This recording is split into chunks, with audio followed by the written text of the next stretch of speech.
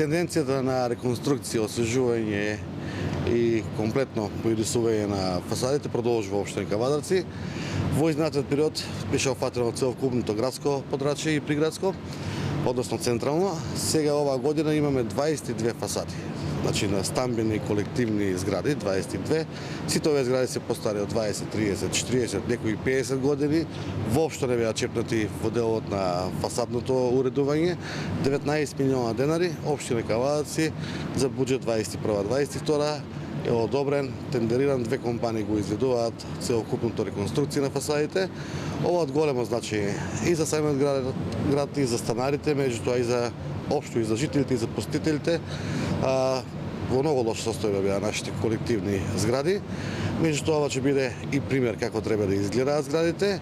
Меѓутоа и во иднина да самите станари се грижат за нивните згради и за нивните фасади, така да општина Кавадарци ќе воведе комплетен систем за следење и оврските станарите кои што треба да се ги исполнуваат по однос на колективните домове. Со 22 фасади, мислам дека во општина Кавадарци после 21 година на крај веќе нема да остане фасада во рурирана лоша состојба.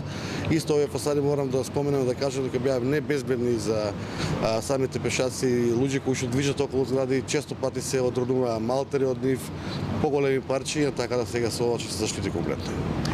Инвестицијата е целосно на општина Кавадарци. Инвестицијата во основниот дел, значи реконструкција, крпење на фасадите и боядисување на општина Кавадарци, доколку станарите изразат желба или имаат интерес, може да си постават претходно термоизолација.